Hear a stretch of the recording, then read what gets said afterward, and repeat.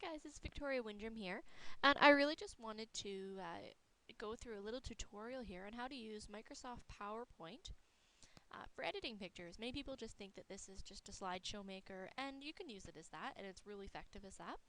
But I also use it to edit my pictures. So first, I usually start with just a blank spot, and I go into Design up here in your far left. Click that up. I go to background styles, and you can choose any of these, but this is going to change every single background. So if you have more than one slide here, if you click on that, it's going to change all the slides. I'll show you here. So yeah, I see that'll change all the slides. But if you just want to do one, which is kind of what I want to do, I am going to go into, you can choose these things. So I could choose different things here. You could have the solid fill like the black, but I usually like to add a picture or a texture fill. There's different textures here, some interesting ones, but I like to go for pictures. And so what I'm going to do is I'm going to go into a file here, and I'm going to find a background that I want. So I'm going to use that one, just because it's interesting and insane. And then I'm going to, I might add a heading here.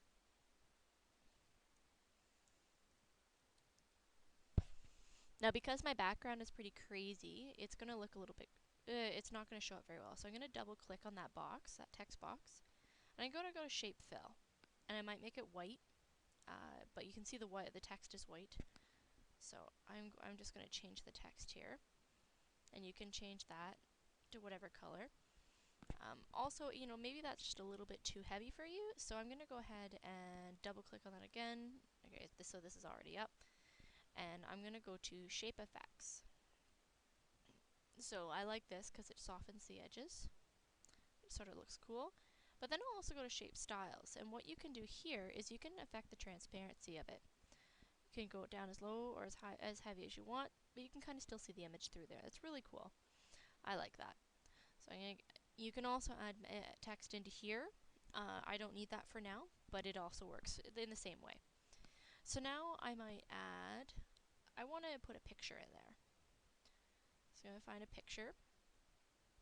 There's a lot of ready-made pictures in there all the time, but I'm going to take one of my own pictures that I like. I used this picture I made this other picture the other day on Clipping Magic. It's a really great tool if you've never used it. You can do one free one a day, or you could pay about $4 and get 15 a month, or $8 and get about 100 a month.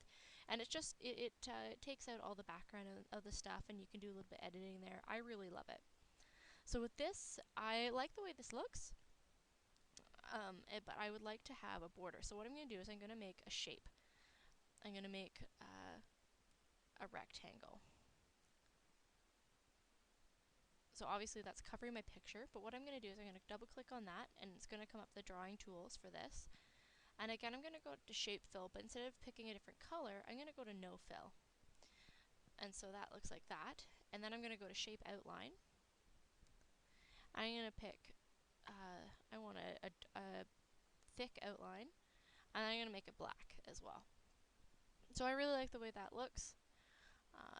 Now, if I just wanted this picture, another tool that I use is I use my Jing Tool here. I love using this tool. You take a little screenshot here. It just takes a screenshot. Now, I think some computers come with this function, but I really like Jing. It's a free application that you can download on your computer. I love it. I really recommend it. And then you just capture image.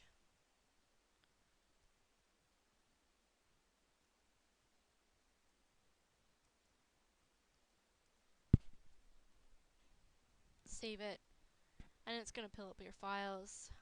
This is a bunch of pictures that I have for my blog, and it saves it as a PNG, which is nice. That's a pretty good format for different things. So there's that. So that's pretty much it, guys. That's how you use Microsoft PowerPoint Presentation Maker. There's lots of different functions here. Sometimes I'll have multiple slides and make graphic images for interesting tutorials or interesting how-tos. I've done recipes on here and makes it look really cool. It's just a really great tool that to have in your to have in your back pocket. So there you go, guys. I really hope this was really helpful for you, and let me know in the comments if you have anything to add. Thanks, guys. Talk to you later.